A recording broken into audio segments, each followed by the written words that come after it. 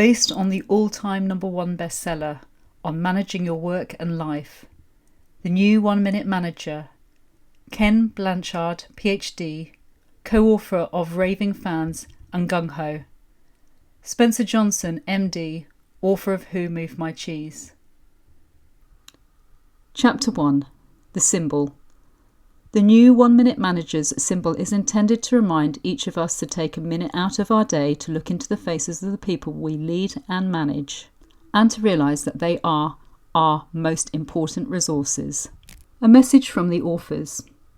The world has changed since the publication of the original 1-Minute Manager.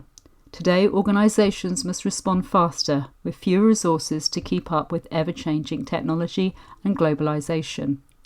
To help you lead, manage and succeed in this changing world, we're happy to offer you the new 1-Minute Manager. Since the underlying principles in the now classic story remain the same, and have helped so many millions of people around the world, a good deal of this story also remains the same. But just as the world has changed, so has the 1-Minute Manager. He has a new, more collaborative approach to leading and motivating people. When he first started teaching his 3 secrets, top-down leadership was a way of life. These days, effective leadership is more of a side-by-side relationship.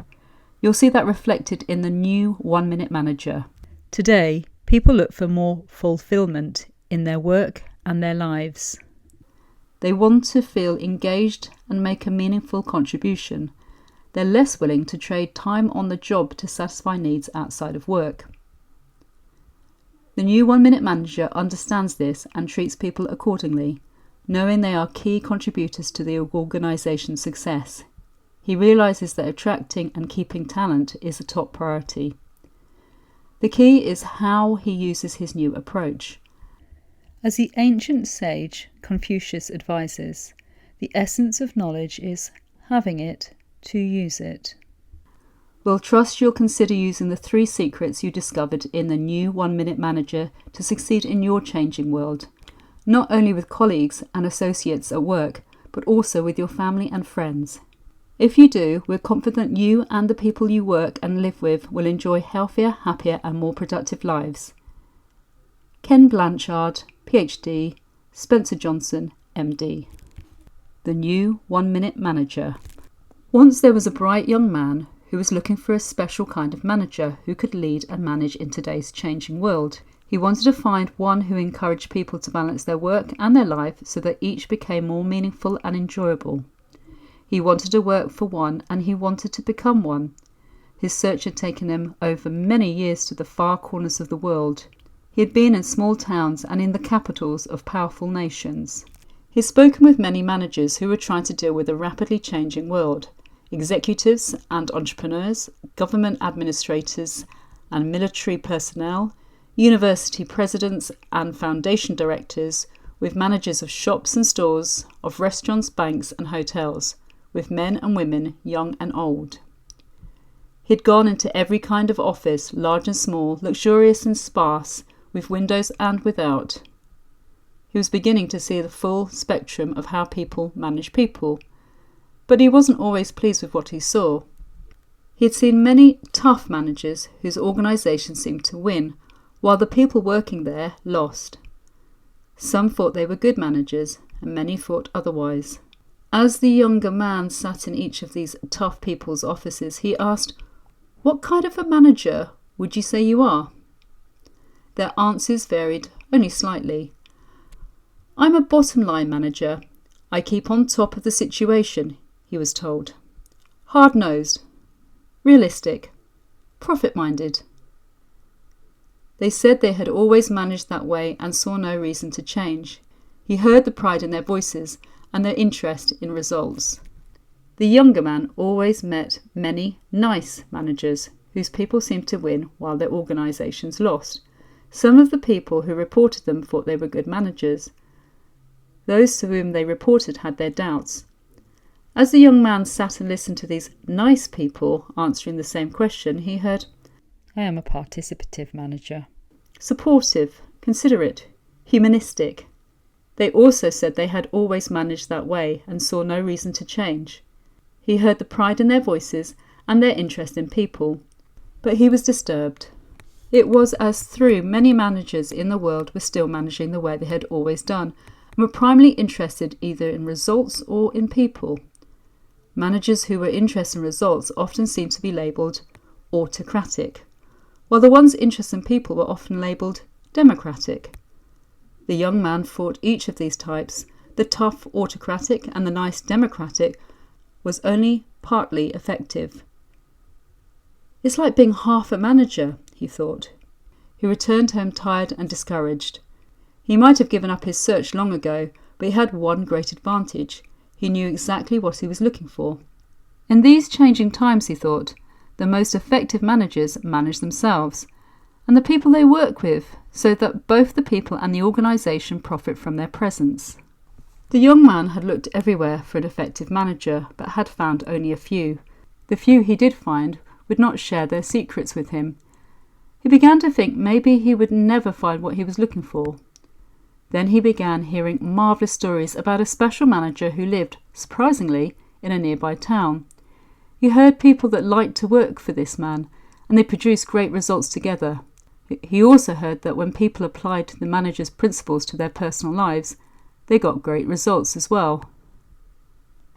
He wondered if the stories were really true, and if so, whether this person would be willing to share his secrets with him. Curiously, he phoned the assistant to this special manager to see if he might get an appointment. To his surprise, the assistant put him through to the manager immediately. The young man asked when he might be able to meet with him, and the manager said, "Any time this week is fine, except Wednesday morning. You pick the time." The young man was puzzled. What kind of manager had that kind of time available? But he was fascinated as well, and went to see him. When the young man arrived at the manager's office, he found him looking out the window. The manager turned and invited him to sit down. "What can I do for you? I've heard great things about you and would like to know more about the way you manage."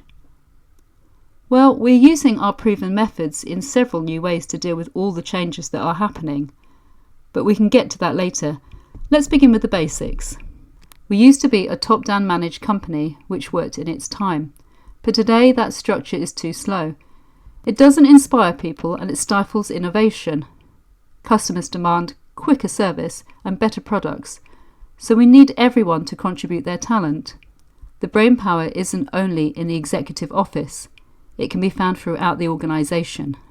Since speed is a currency of success now, leading with collaboration is far more effective than the old command and control system. How do you lead with collaboration? I meet our teams once a week on Wednesday mornings. That's why I couldn't meet you then. At these meetings, I listen to our group reviews and analyse what they've achieved the previous week, the problems they had, what remains to be accomplished, and their plans and strategies to get those things done. Are decisions made at those meetings binding on both you and your team? Yes, they are. The purpose of the meeting is for people to participate in making key decisions about what they're going to do next. Then you're a participative manager, aren't you? Asked the young man. Not really. I believe in facilitating, but not in participating and making other people's decisions. Then what is the purpose of your meetings? Didn't I just tell you that? The young man felt uncomfortable and wished he hadn't made that mistake. The manager paused and took a breath. We're here to get results. By drawing on the talents of everyone, we're a lot more productive. Oh, so you're more results-orientated than people-orientated. The manager got to his feet and began to walk about. To succeed sooner, managers must be both results-orientated and people-orientated. How on earth can we get results if it's not through people? So I care about people and results because they go hand in hand. Take a look at this. The manager pointed to his computer. I keep this as a screensaver to remind me of a practical truth. People who feel good about themselves produce good results. As the young man looked at the screen, the manager said, Think about yourself. When do you work best? Is it when you feel good about yourself or when you don't? The young man nodded as he began to see the obvious. I get more done when I'm feeling good about myself. Of course you do, and so does everyone else. So, the visitor said, helping people feel good about themselves is a key to productivity. Yes. However, remember, productivity is more than just the quantity of work done, it's also the quality. He walked over to the window and said, "Look at this." When the young man reached the window, the manager pointed to a restaurant below. "Do you see how many customers that restaurant has?" The young man saw people lined up outside the restaurant door. "Must be a good location for a restaurant," he observed. The manager asked, "If that's true, why aren't people lined up in front of the other restaurants 2 doors away? Why do people want to eat at the first restaurant and not at the second?" The young man replied, "Because the food and service are better?" Yes, it's pretty simple. Without giving people a quality product and a service they want, you won't stay in business for long. It's easy to miss the obvious. The best way to achieve these successful results is with people. It's the people in the best restaurants that are creating this success. This piqued the young man's interest. As they sat down, he said, "You've already stated that you're not a participative manager. Just how would you describe yourself?" "They call me a new 1-minute manager." The young man's face showed surprise. "A what?" The manager laughed and said, "They call me that because we're finding new ways to get great results in very little time."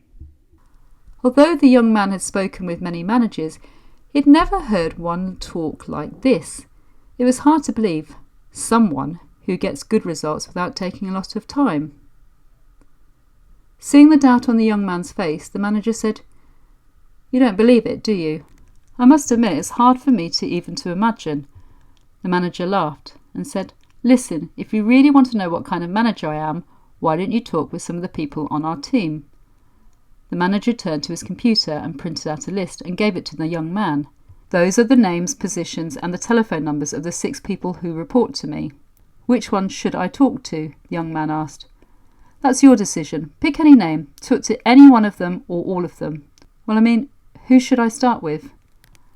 "As I said earlier, I don't make decisions for other people," the manager said firmly. "Make that decision yourself." And then he was quiet for what seemed like a long moment. The young man started to feel uncomfortable and wish he hadn't asked the manager to make a decision for him, that he could have made himself. The manager stood up and walked his visitor to the door. "You want to know about leading and managing people, and I admire that. If you have any questions after talking with some of the people on our team," he added, "come back and see me. I would, in fact, like to give you the concept of 1-minute management as a gift. Someone gave it to me once, and it makes a big difference.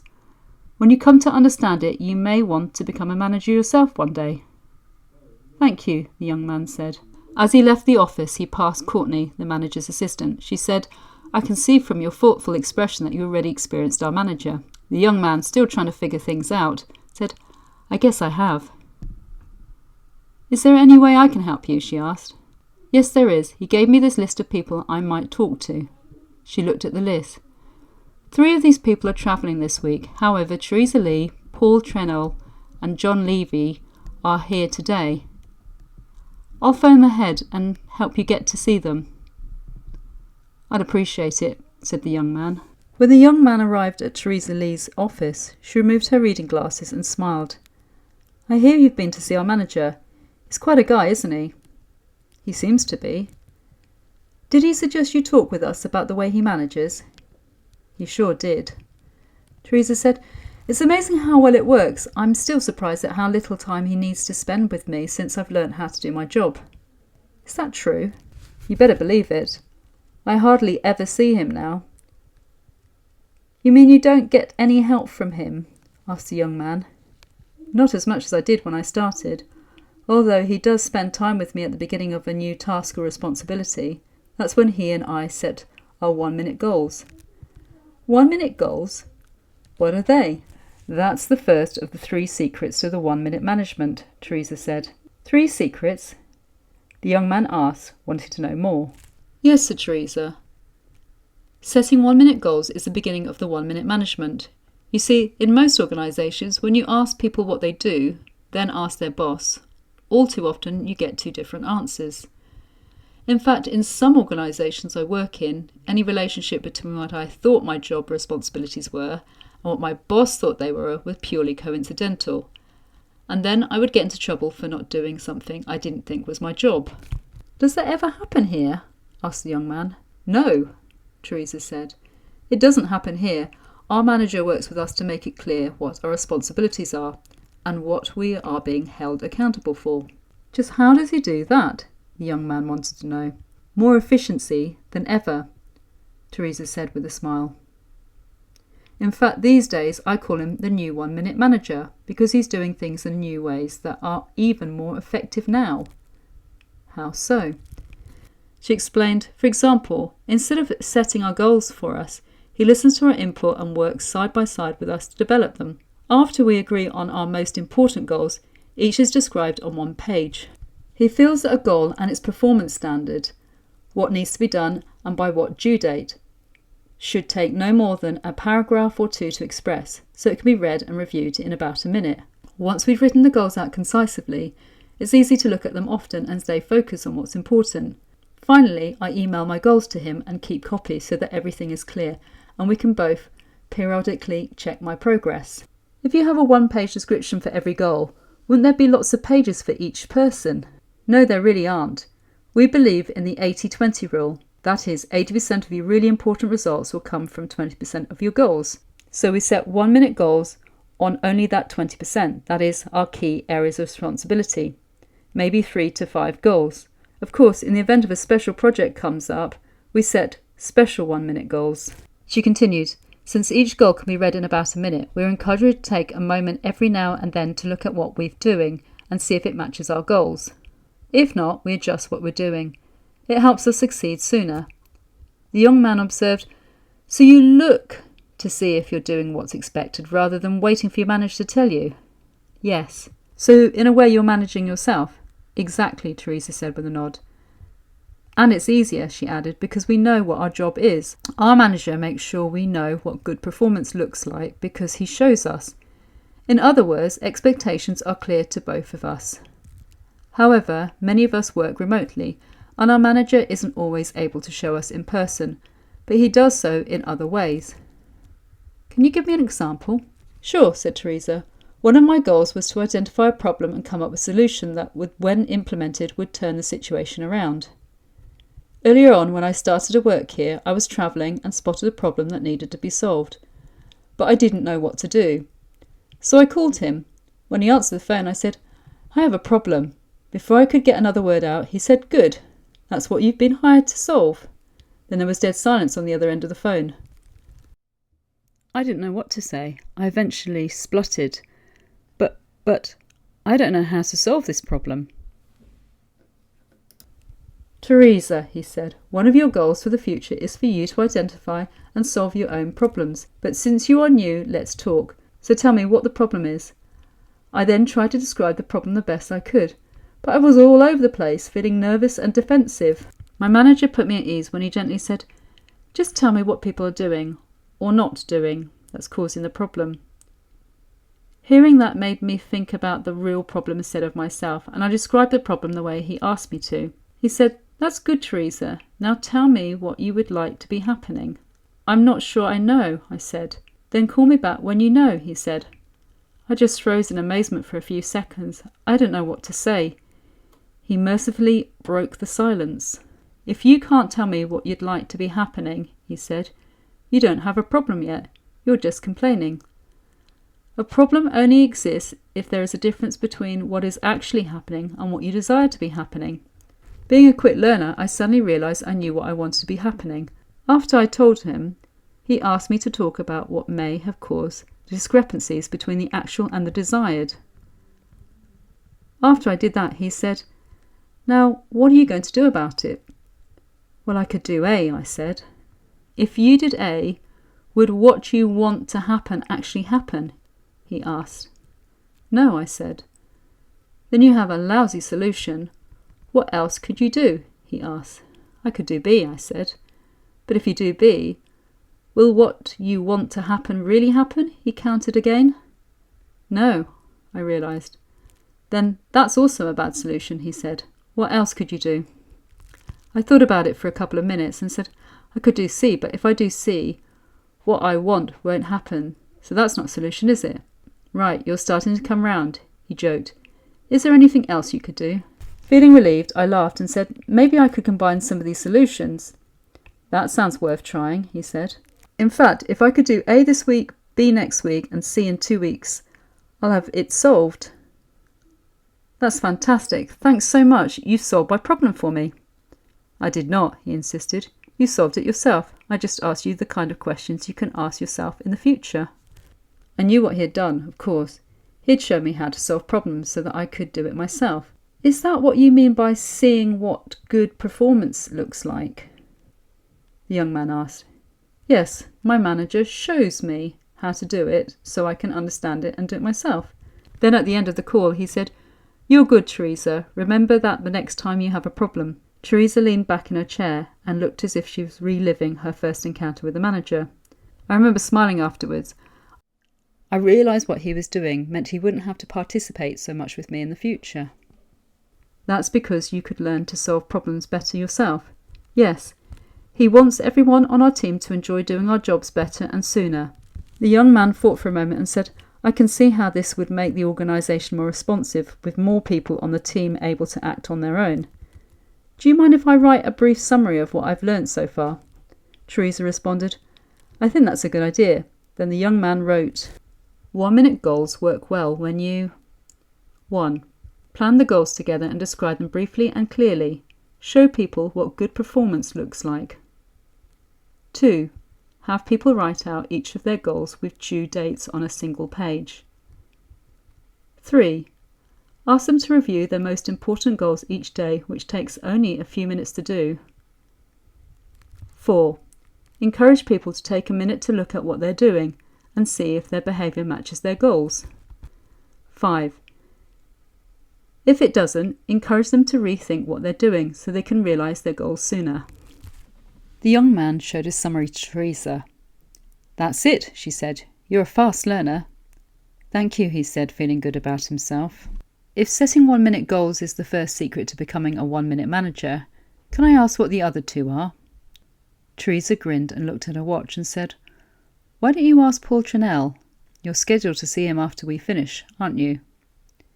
He was impressed that Teresa already knew his schedule. He rose to shake her hand and said, Yes, and thank you so much for your time. You're welcome. Time is one thing I have a lot more of now. As you can probably tell, I'm becoming a new 1-minute manager myself. You mean you notice what's changing and look for new ways to apply the 3 secrets?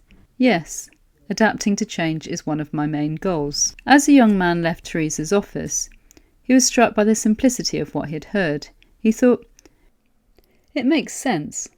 After all, how can you be an effective manager unless you and your team are clear about goals and what good performance looks like? When he got to Paul Trennell's office, he was surprised to meet someone so young.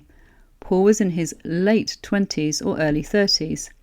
So you've been to see our manager. He's quite a guy, isn't he? The young man was already getting used to the manager being called quite a guy. I guess he is. Did he tell you about how he manages? He did. Is it true? Asked the young man, wondering if he'd get a different answer from Teresa's. It sure is. My boss at my last place I worked was a micromanager, but our new 1-minute manager doesn't believe in that style. You mean you don't get any help from him? Not as much as I did when I was first learning. He trusts me more now. However, he spends a good amount of time with me at the beginning of a new project or responsibility. Yes, I just learned about setting 1-minute goals, interjected the young man. Actually, I wasn't thinking about 1-minute goals. I was referring to 1-minute praisings. 1-minute praisings? Is that the second secret? Yes, in fact, when I first started to work here, my manager made it very clear to me what he was going to do. What was that? He said it would be a lot easier for me to do well if he gave me a crystal clear feedback on how I was doing. He said it would help me succeed, that I had a talent and he wanted to keep me. He also wanted me to enjoy my work and to be a big help to the organisation. Then he said he would let me know in very specific terms what I was doing well. And when I wasn't, he cautioned me that it might not be very comfortable at first for either of us. Why? Because, as he pointed out to me then, most managers don't manage that way. He assured me that if succeeding in my job was important to me, I would soon realise that feedback is an invaluable tool. Can you give me an example of what you're talking about? Sure, Paul replied. When I started working here, I noticed that after my manager and I set 1-minute goals, he stayed in close contact. How did he do that? 2 ways. First, he observed my activities. Even if he was far away, he would look at various data that showed how I was doing. Second, he would require me to send him reports of my progress. How did you feel about that? At first it was unsettling. Then I recalled that he said he'd be watching me at the beginning in order to catch me doing something right. Catch you doing something right? Said the young man. Yes, we have a saying around here that every manager lives by. Help people reach their full potential, catch them doing something right. The young man had never heard of a manager doing that, even though he'd met many managers. Paul continued, in most organisations, the managers spend most of their time catching people doing what? The young man smiled knowingly and said, doing something wrong. Right, Paul smiled. No pun intended. Here we put the accent on the positive by catching people doing something right, especially as they begin a new task. The young man made a few notes, then glanced up and asked, so what happens when he catches you doing something right? That's when he gives a 1-minute praising, Paul said with delight. What does that mean? The young man asked. When he notices you have done something right, he tells you precisely what you did right, and how good he feels about it. He pauses for a moment so you can feel it too. Then he reinforces the praise by encouraging you to keep up the good work. I don't think I've ever heard of a manager doing that, the young man said. That must make you feel pretty good. It certainly does, and for several reasons. First, I get a praising soon after I've done something right. Paul leaned forward and confided, I don't have to wait for a performance review, if you know what I mean. I know, the young man said. It's awful to have to wait to know how you're doing. I agree. Second, since he specifies exactly what I did right, I know he knows what I'm doing and is sincere. Third, he is consistent. Consistent? Echoed the young man. Yes, he praises me when I'm doing my job well and deserves it, even if things are not going well for him personally or here at work. I know he may be annoyed about things happening elsewhere, but he responds to where I am, not just to where he is at the time. I really appreciate that. Doesn't all the praising take up a lot of the manager's time? The young man asked. No. Remember, you don't have to praise someone for very long for that person to know you notice how they're doing. It usually just takes less than a minute. The young man said, and that's why it's called a 1-minute praising. Right, said Paul. So is he always trying to catch you doing something right?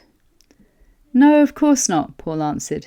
It's mostly in the beginning, when you start working here and when you begin a new project or responsibility. After you get to know the ropes, you know he has confidence in you because later on you don't see him that often. Really? Isn't that a letdown after all the attention?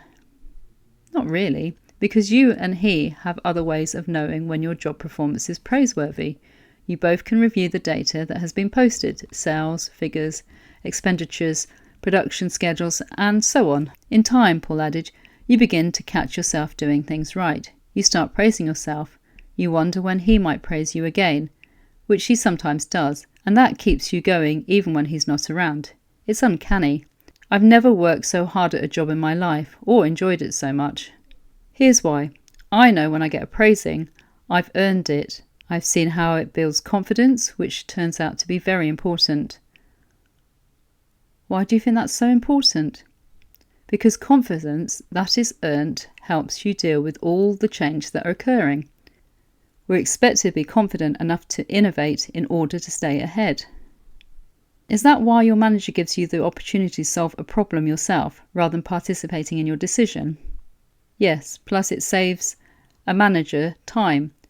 I do the same with the people on my team, so they too become more capable. I'm beginning to see a pattern here. You connect 1-minute goals to praisings, which brings out the best in people. Exactly. Could you give me a moment to make some notes about how to use 1-minute praisings? Certainly, Paul said. The young man wrote, a 1-minute praising works well when you... The first half minute. Number 1, praise people as soon as possible. Number 2, let people know what they did right. Be specific. Number 3, tell people how good you feel about what they did right and how it helps. Pause. Number 4, pause for a moment to allow people time to feel good about what they've done. The second half minute. Number 5, encourage them to do more of the same. Number 6, make it clear you have confidence in them and support their success. So, if 1 minute goals and praisings are the first and second secrets, may I ask what the third secret is? Paul rose from his chair. Maybe you'd like to ask John Levy that. I understand you're planning to talk with him next. Yes, I am. I want to thank you so much for your time. That's okay. Time is one thing I have more of. You see, I'm becoming our new 1 minute manager myself. The visitor nodded. This was not the first time he had heard that in this organisation. He left the building, took a walk along the trees nearby to think about what he was discovering. He was struck again by the common sense and simplicity of what he had heard.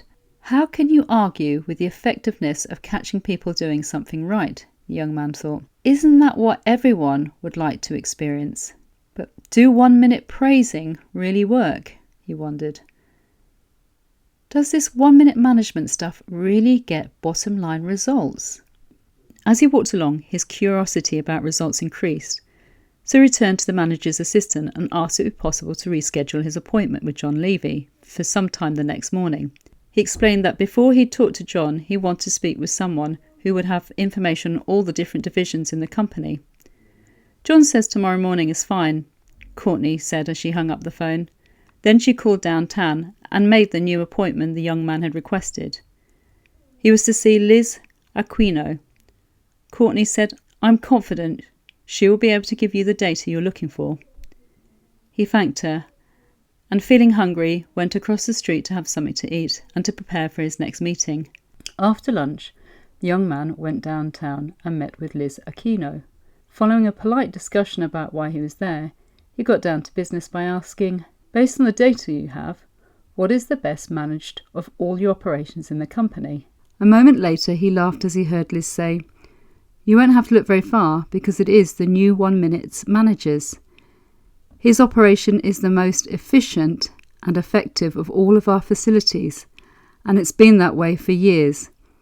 No matter how things change, he adapts. He's quite a guy, isn't he? Remarkable, said the young man. Does he have the best equipment and technology? No, said Liz. In fact, he's got some of the oldest. Well, he can't be perfect, said the young man, still puzzled by the new 1 minute manager's style. Does he have much turnover? Come to think of it, Liz said, he does have turnover. People do leave his division. Aha, the young man said, thinking he was onto something. What happens after they leave the new 1 minute manager? The young man asked. We usually give them their own operation, Liz responded. He's our best developer of people.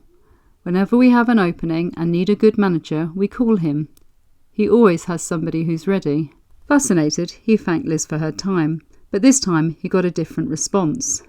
I was glad I could fit you in today, she said. The rest of my week is really jammed. I wish I knew how he continues to do it. I've been meaning to go over there and see him, but I just haven't had time. Smiling, the young man said, I'll give you his secrets as a gift when I find them out myself, just like he's sharing them with me. That would be a precious present, Liz said with a smile. She looked at her cluttered office and sighed. I could use whatever help I can get. He left Liz's office and walked out of the building shaking his head.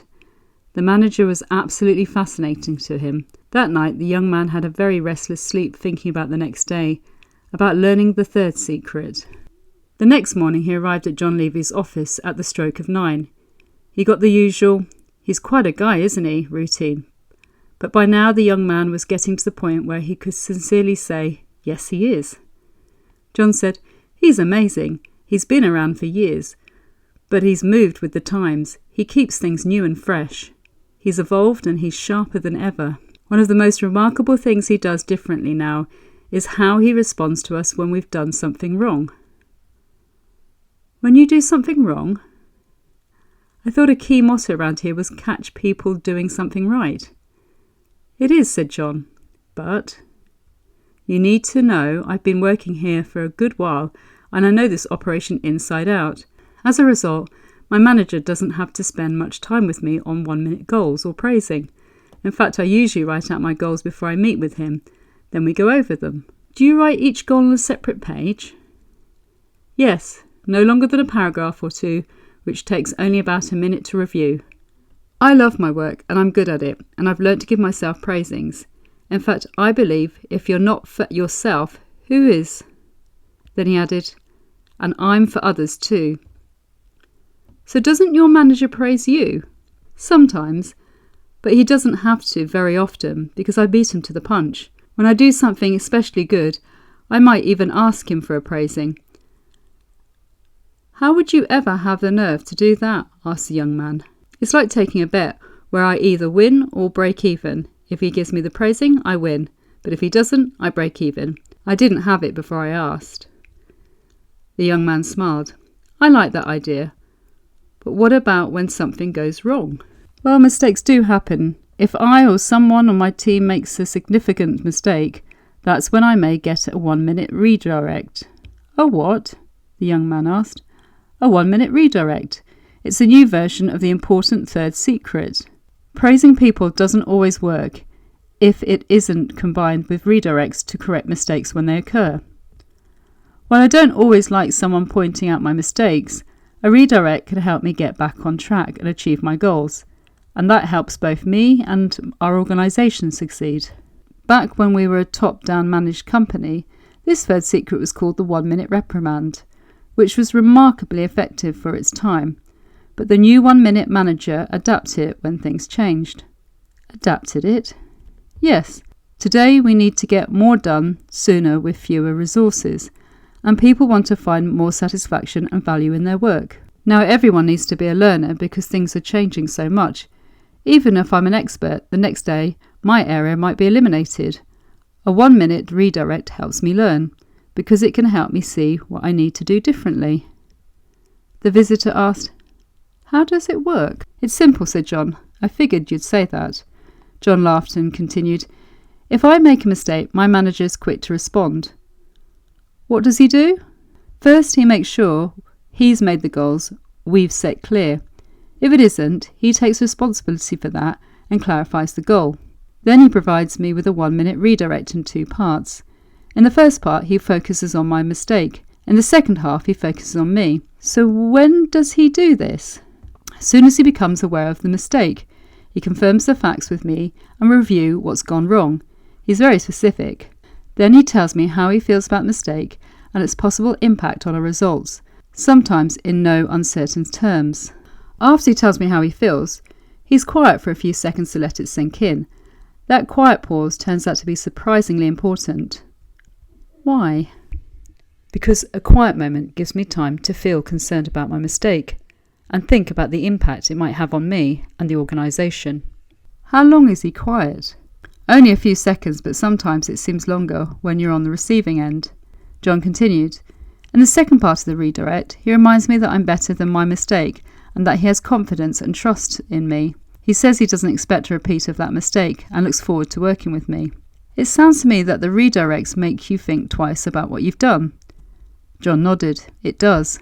Could you tell me more about the key parts of using a 1-minute redirect?" "Sure. He specifies exactly what went wrong so I know that he's on top of things and that he doesn't want me or my team to be known for poor or mediocre work. Since he ends the redirect by reaffirming that he values me and my team, it's easier for me not to react negatively and become defensive. I don't try to rationalize away my mistake by fixing blame on someone else. Of course, it helps me to know that he will take responsibility if a goal isn't clear to everyone. Because of that, I know he's being fair. The redirect only takes about a minute, and when it's over, but you remember it, and once it ends in a supportive way, you want to get back on track." "I know what you're talking about," the young man said. "I'm afraid I asked him." John interrupted. "I hope you didn't ask him to make a decision for you." The young man was embarrassed. "I did." John chuckled. "Then you know a little about what it's like to be on the receiving end of a 1-minute redirect." although I suspect you got a mild one. Around here, we're aware that if you're new to our company's culture, but you need a redirect, it should be a mild one so you don't get discouraged. Our goal is to build confidence in people to help us get better results.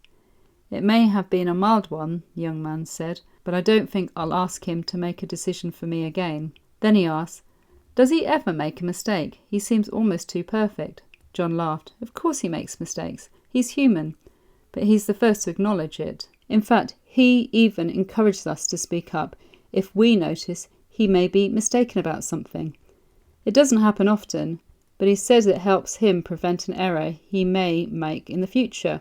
It's one of the many reasons we like working with him. He can be a gruff sometimes, but he has a good sense of humour and that helps. For example, he's really good at catching a mistake I've made, but sometimes he forgets to give me the second half of the redirect. The part where he thinks well of you as a person? Yes. When he forgets, I point it out to him and kid him about it." "You really do that?" "Well, I might first take some time to understand what I did wrong and to think about what I need to change. Just the other day, I phoned him to say I knew I was wrong and wouldn't let it happen again. Then I laughed and said I'd really like to get the reaffirming part of the redirect, which he forgot to do, so I could feel better." "What did he do?" He laughed, then apologised, and said he meant to say he still has confidence and trust in me. Then we hung up. I did feel better. "That amazes me," the young man said. "Yes. When he keeps his sense of humour, it helps him and everyone around him. He's taught us to laugh at ourselves when we make a mistake, and get over it by doing better work." "Wow. So how did you learn to do that?" "By watching him do it." The young man was beginning to realise how valuable such a manager could be. "I notice the third secret continues a pattern in this 1-minute system of leading and managing. Goals make clear what is most important to focus on. Praisings build confidence that helps you succeed, and redirects address mistakes. And all three of these help people feel better about themselves and produce good results.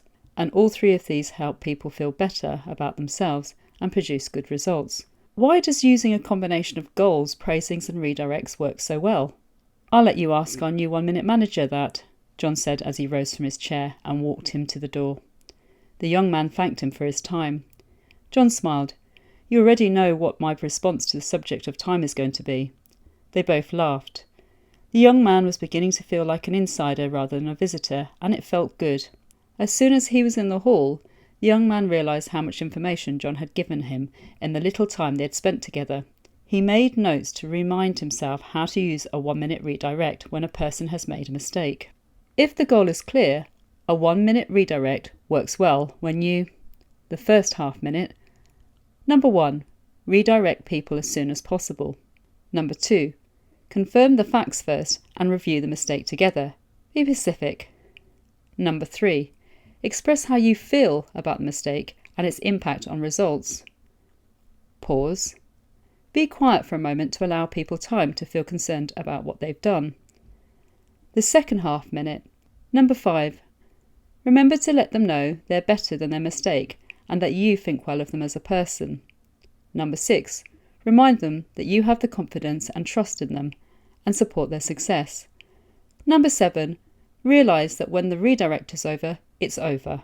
The young man may not have believed in the effectiveness of the 1-minute redirect if he hadn't personally experienced its effect.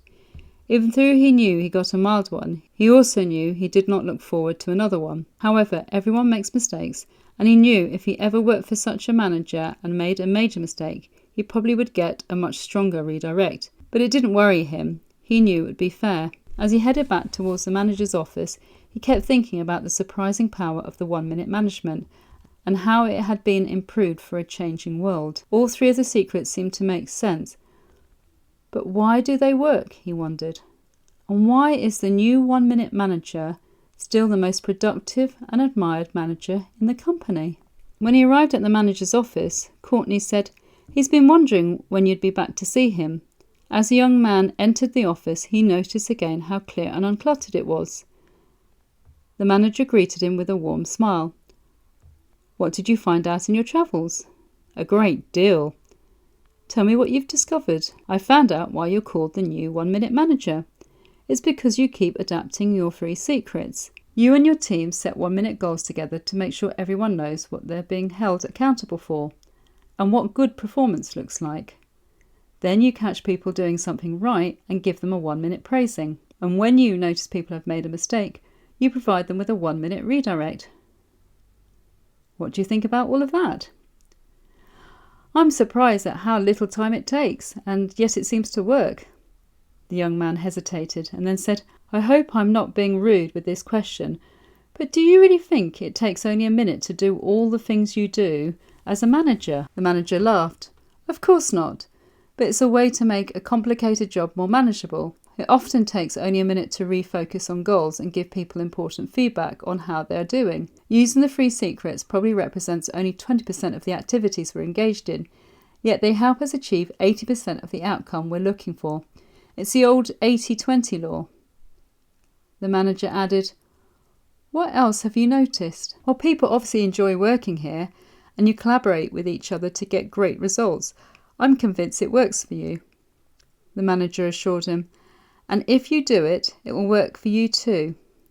Perhaps, but I think I would be more likely to do it if I could understand more about why it works. Sure, that's true of everyone, young man.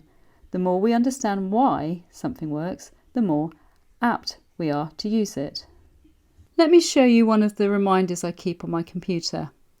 The young man turned and saw the best minute I spend is the one I invest in people. It's ironic that most companies spend so much of their money on people's salaries, and yet they spend only a small fraction of their budget to develop people.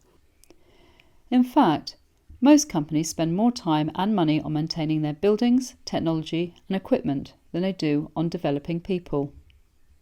I never thought of that, the young man admitted. But if it's the people who get the results, then it makes good sense to invest more in people. Exactly, the manager then revealed. I wish I had had someone invest in me sooner when I first went to work. What do you mean? The young man asked. With most of the organisations I worked in, I often didn't know what I was supposed to be doing. No one bothered to tell me. If you asked me whether I was doing a good job, I would say either, I don't know, or I think so. If you asked me why I thought so, I'd reply, I haven't been chewed out by my boss lately, or no news is good news. It was almost as if my main motivation was to avoid punishment. The young man said, I can see why you manage differently, but I still wonder why the 3 secrets are so effective. For example, why does setting 1 minute goals work? You want to know why setting 1 minute goals work? The manager echoed. Fine. He got up and began to pace slowly around the room. Let me give you an analogy that might help. I've seen a lot of unmotivated people at work in various organisations I've been employed in over the years, but I haven't seen that many unmotivated people after work. One night, years ago, I was bowling and I saw some of the problem employees from my previous organisation. One of the real problem people, who I remember all too well, approached the line, rolled the bowling ball. Soon he started to hoot and holler and jump around. Why do you think he was so happy? Because he knocked down all the pins? Exactly. Why do you think he and other people don't have the same level of excitement at work? The young man gave it some thought. Because they don't know where the pins are? What they're aiming at? I get it. How long would they want to bowl if they couldn't see the pins? Right, said the 1 minute manager. I believe many managers assume wrongly that the people on their team know what to aim for. When you assume that people know what's expected of them, you're creating an ineffective form of bowling. You put the pins up, but when the bowler goes to roll the ball, he notices there's a sheet across the pins. So when he rolls the ball and it slips under the sheet, he hears a crack but doesn't know how many pins he's knocked down. When you ask him how he did, he says, I don't know, but it felt good. It's like playing golf at night. A lot of my friends have given up golf, and when I ask them why, they say, because the courses are too crowded.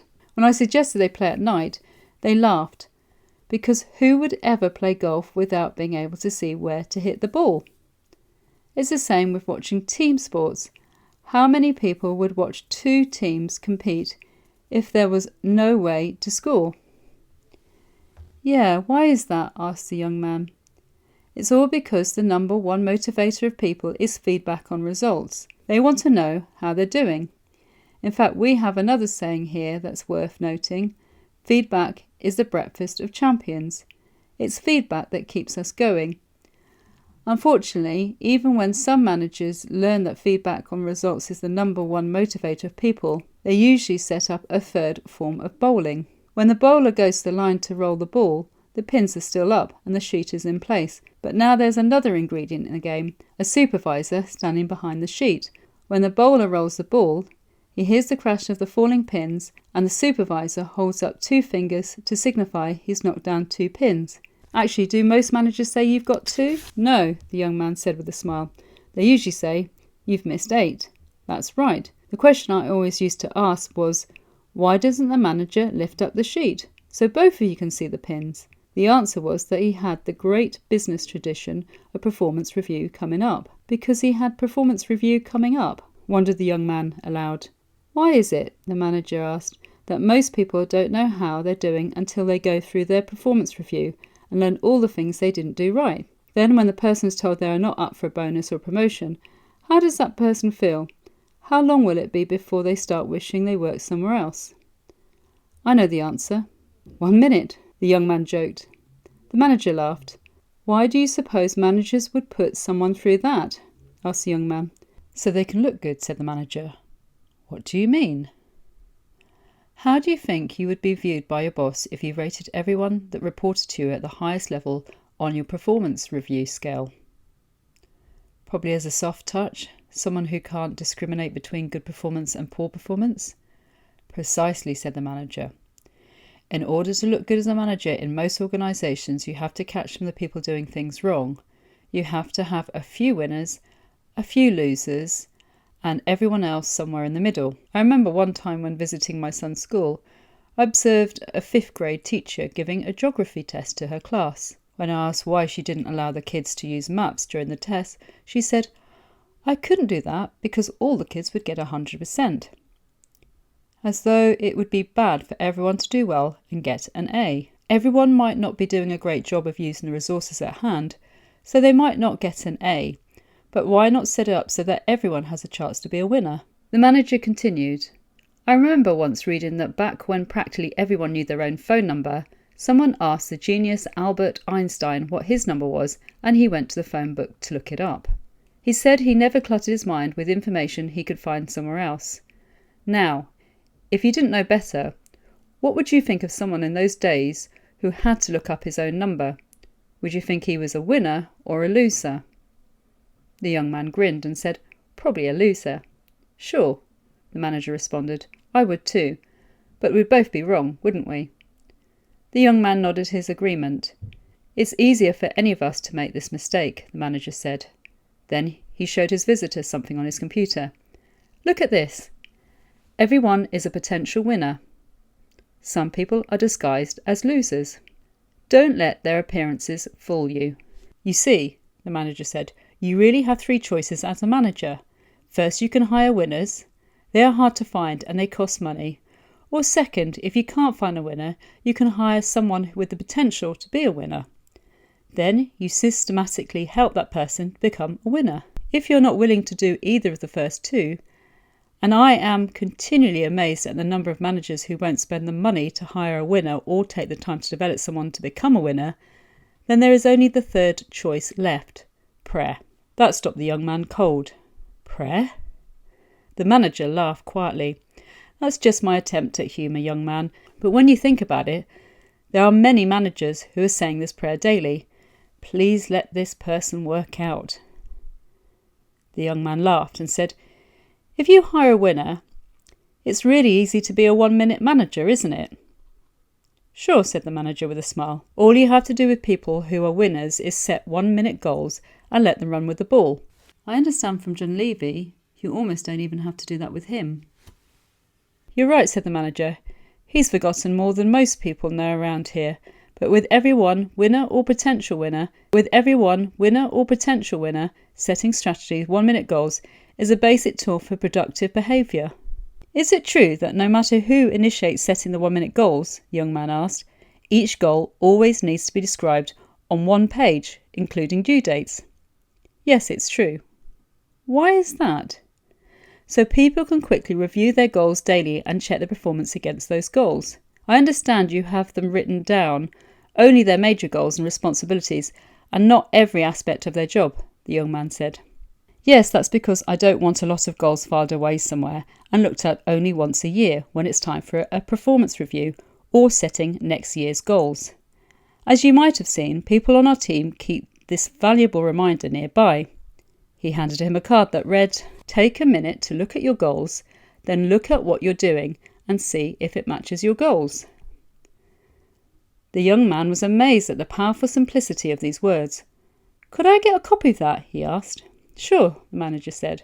As he was taking notes on what he was learning, the aspiring young manager said, "You know, it's difficult to grasp everything there is to learn about 1-minute management in such a short time. There's certainly more I'd like to learn about 1-minute goals, but could we move on to discuss 1-minute praising?" "Sure." "You're probably wondering why they work too well." "Well, I think everyone likes to be praised, but after a while don't people start to feel like the praisings are fake?" The manager responded, "That depends on whether the praising is merited and sincere. Let's look at a few examples. Maybe then it will be clear to you why 1-minute praising works so well." "I'd like that," said the young man. One example is when parents first help children learn to walk. Can you imagine standing a child up and saying walk, and then he falls down and you pick him up and spank him and say, "I told you to walk"? Instead, you stand the child up, and the first day he wobbles a little bit, and then you get all excited and say, he stood, and you hug and kiss the child. The next day he stands for a moment and maybe wobbles a step, and you're all over him with kisses and hugs. Finally, the child realises this is a pretty good deal, starts to stand on his legs more and more until he eventually walks. The same thing goes for teaching a child to speak. Suppose you wanted a child to say, "Give me a glass of water, please."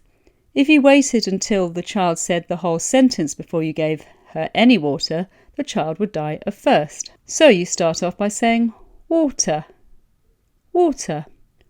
All of a sudden, one day the child says, "Voila." You jump all over the place, hug and kiss the child, and get grandmother on the phone so the child can say, "Water, water." That wasn't water, but it was close. Now you don't want a kid going into a restaurant at the age of 21 asking for a glass of water, so after a while you only accept the word water, and then you begin on please. These examples illustrate that the most important and natural thing to do is to help people become winners, is to catch them doing something approximately right in the beginning. Then you move on toward the desired result. So the key in the beginning, the young man said, is to catch someone doing something approximately right until they can eventually learn to do it right. "You've got it," said the manager. "By setting up a series of goals, they are establishing targets that can be easily achieved. At work and in life too. You don't have to catch a winner doing things right very often, because good performers catch themselves doing things right. But people who are learning benefit from praise and encouragement from others." The young man asked, "Is that why you observe new people a lot in the beginning, or when your more experienced people are starting a new project?" "Yes, most managers wait until people do something exactly right before they praise them. As a result, many people never get to become high performers because their managers concentrate on catching them doing things wrong. That is, anything that falls short of the final desired performance." "That doesn't sound like it would be very effective," the young man suggested. "It isn't," said the manager. "Sadly, that is what many organisations do with new, inexperienced people. They welcome them on board, take them around to meet everyone, and then leave them alone. Not only do they not catch the new people doing anything approximately right, but periodically they zap them just to keep them moving. This has been a popular management style for a long time. I call it the leave it alone zap style.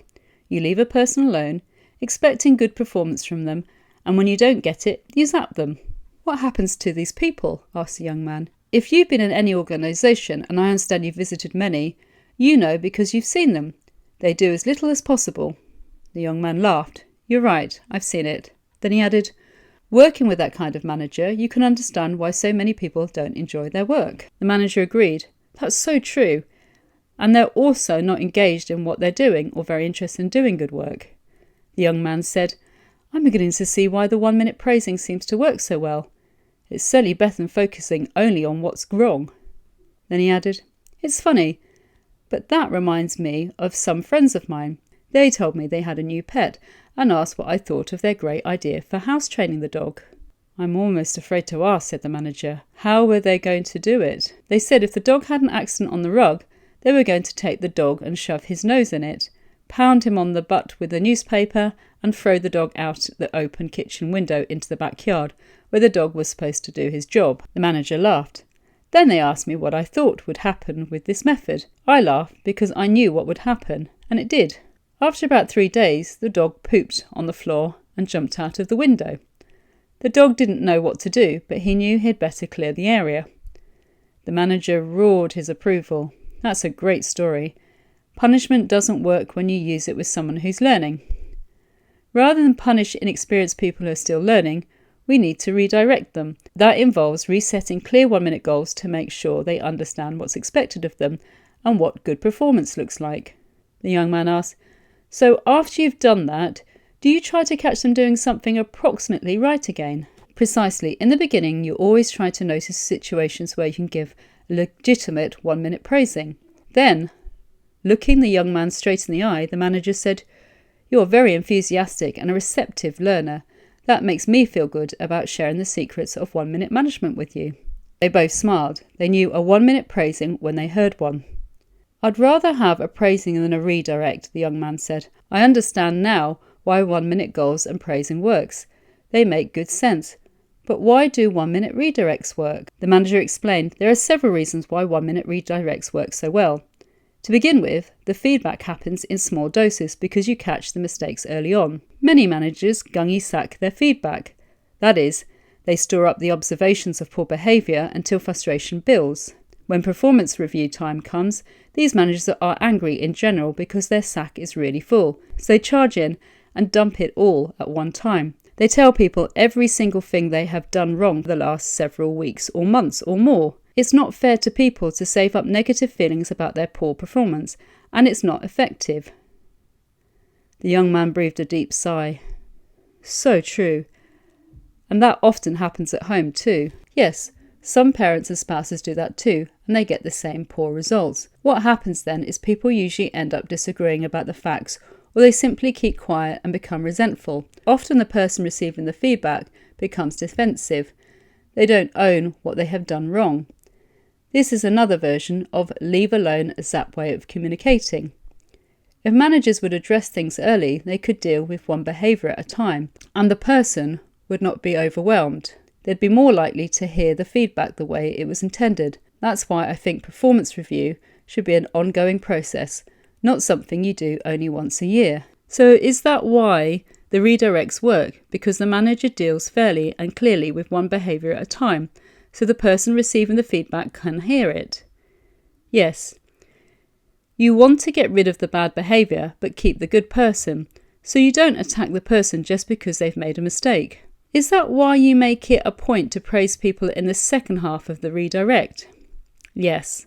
The goal is not to tear people down, but to build them up. When our self-concept is under attack, we feel a need to defend ourselves and our actions, even to the extent of distorting the facts. When people become defensive, they don't learn. So you want to separate their behaviour from their worth.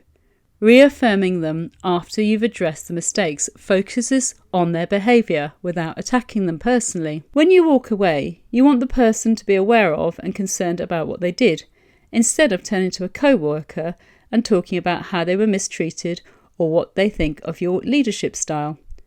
Otherwise, the person takes no responsibility for the mistake, and the manager becomes the villain. The young man asks, why wouldn't you give the praising part of the redirect first and then the critique? For some reason, it just doesn't work that way. Some people, now that I think of it, say that I'm nice and tough as a manager. But to be more accurate, I'm actually tough and nice. Tough and nice, echoed the young man. Yes, in that order. This is an old philosophy that has worked well for literally thousands of years. There is a story from ancient China that illustrates this. Once upon a time, an emperor appointed a second in command. He called him the Prime Minister and in effect said to him, "Why don't we divide the tasks?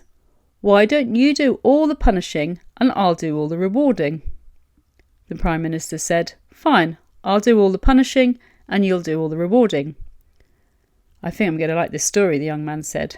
"You will," said the manager with a knowing smile. Now this emperor soon noticed that whenever he asked someone to do something, they might do it or they might not do it. However, when the Prime Minister spoke, people moved. So the emperor called the Prime Minister back in and said, "Why don't we divide the tasks again?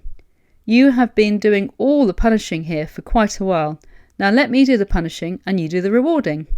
So the Prime Minister and the emperor switched roles. Within a month there was a revolt. The emperor had been a nice person, rewarding and being kind to everyone. Then he started to punish people. People said, "What's wrong with that old codger?"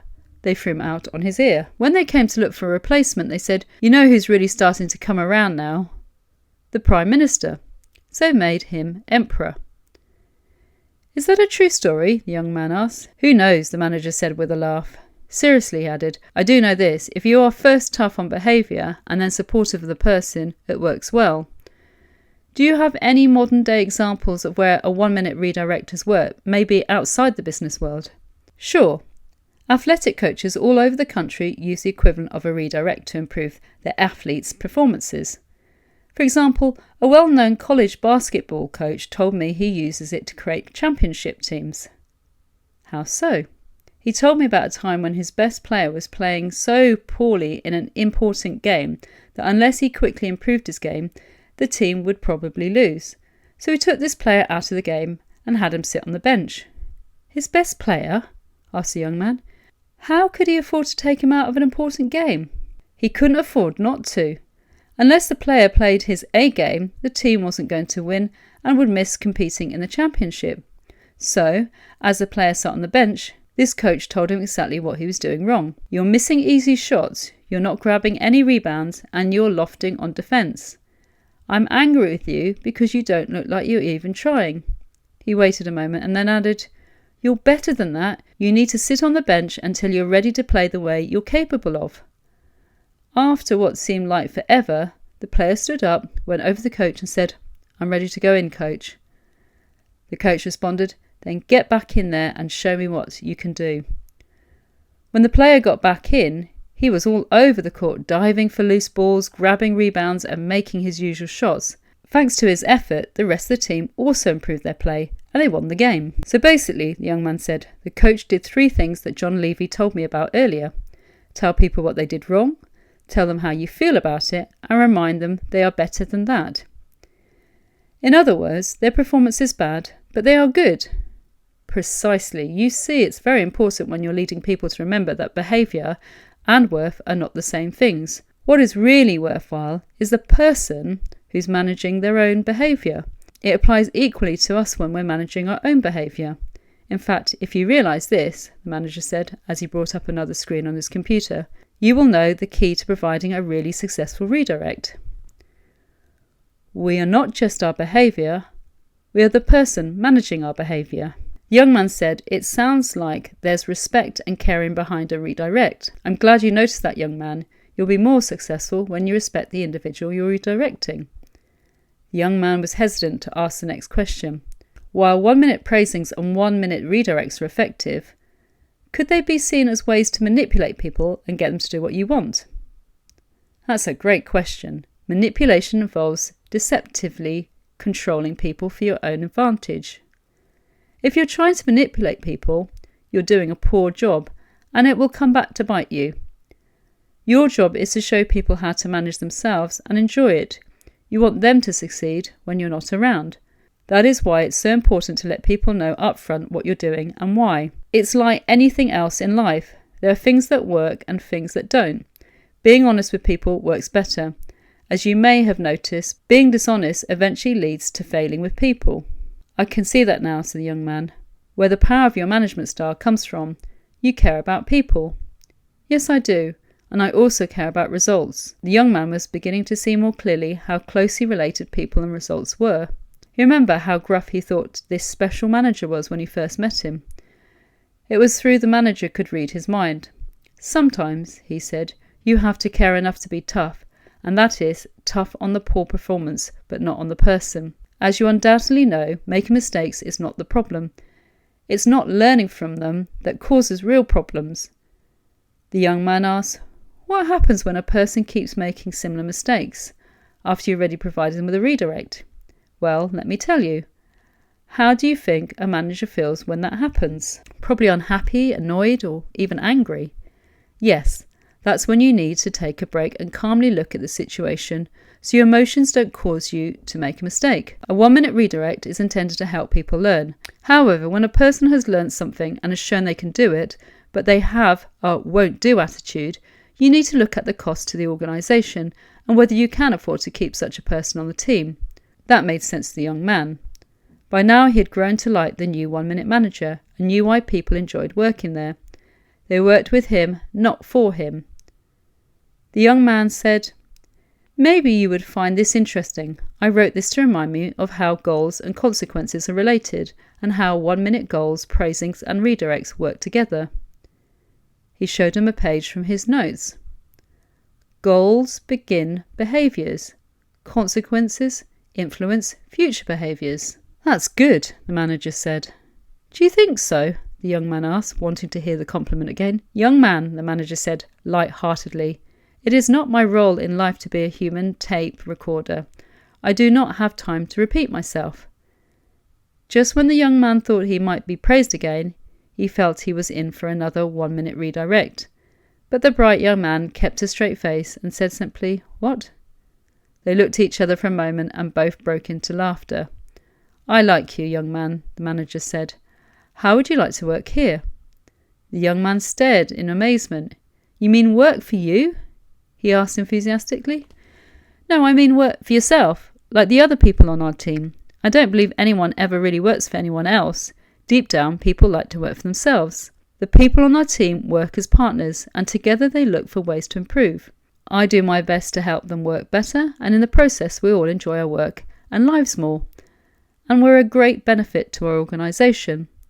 This was, of course, what the young man had been looking for all along. I'd love to work here, he said. And so he did. Over time, he benefited greatly from working with such an innovative manager, and eventually the inevitable happened. He too became a 1-minute manager. He became one not because he thought like one or talked like one, but because he led and managed like one. He kept things simple. He set 1-minute goals. He gave 1-minute praisings. He provided 1-minute redirects. He asked brief, important questions, spoke the simple truth, laughed, worked, and enjoyed. But perhaps most important of all, he not only managed, he also led people to be creative and do new things. He encouraged those around to do the same for the people they worked with. He even created a pocket-sized game plan to make it easier for people to become a new 1-minute manager. He gave it as a useful gift to those who would benefit from it. It read, please see illustration. The new 1-minute manager game. Start. Let people know up front what you're going to do to help them win. 1-minute goals. Make it clear what the goals are. Show what good behaviour looks like. Put each goal on one page. Quickly review goals frequently. Encourage people to notice what they're doing and see if it matches their goals. If not, urge them to change what they're doing and win. Goals achieved for any part of the goals, you win. Goals not achieved, you lose. To help you win, 1-minute praisings. Praise the behaviour, do it soon, be specific, say how good you feel about it, pause to let people feel good too, encourage them to keep up the good work. Proceed with more success. Goals not achieved. You lose. To help you win, 1-minute redirects. Re-clarify and agree on goals. Confirm what happened. Describe the mistake soon. Say how concerned you feel. Pause to let people feel their own concern. Tell them they're better than the mistake and you value them. When it's all over, it's over. Proceed to better performance. Many years later, he looked back on the time when he first heard about the 1-minute management. It seemed like long ago. The need for his organisation to be more agile and responsive had become even greater since he had first met the new 1-minute manager. So he was very grateful that the special manager had been so generous with his time and knowledge. It had proved to be very valuable. Remembering his promise to share what he had learnt from others, he expanded the notes he had taken long ago and had given a copy to each person on his team. They'd read it and say that using the 3 secrets had made a real difference. They found that praising, especially when they were balanced with effective redirects, were a powerful way to accomplish goals sooner. Several people also revealed they were using the principles at home and were enjoying catching each other doing things right. Liz Aquino had come to say, "Thank you for letting me know about the 3 secrets. I have much more time now." He responded, "We have the new 1-minute manager to thank for that." Sitting at his desk, he realised how fortunate he was. He now had time to think and plan, and to give his organisation the kind of help it really needed. He had more time to spend with his family and pursue other interests. He even had time to relax. He felt lucky to have less stress than other managers might experience. Because the people on his team were doing so well, his division had fewer costly personnel problems, less illness, and less absentees. As he looked back, he was glad he hadn't waited to start using the 1-minute manager until he thought he could do it just right. He had admitted to his team, "I'm not used to telling people how good they are or how I feel, and I'm not sure I can always remember to tell you that I value and think well of you when I give a redirect." So he had to smile when someone said, "Well, you could at least give it a try." By simply asking people if they wanted to be managed by such a manager, and admitting that he might not always be able to do it right, he'd accomplished something important. People knew up front that he was honestly on their side from the start, and that made all the difference. He was lost in thought, so when the phone rang, it startled him. He heard his assistant say, "Good morning. There is a young woman on the phone who would like to know if she could come and talk with you about the way we manage here." He smiled, remembering his own early experiences. "I'd be happy to talk with her," he replied. Later, when he met with the young bright woman, he said, "I'm honoured to share what I've learnt from leading and managing." As he offered her a seat, he added, "I will only make one request of you." "What is that?" the visitor said. "Simply," he began, "that if you find it useful, you will share it with others." The end.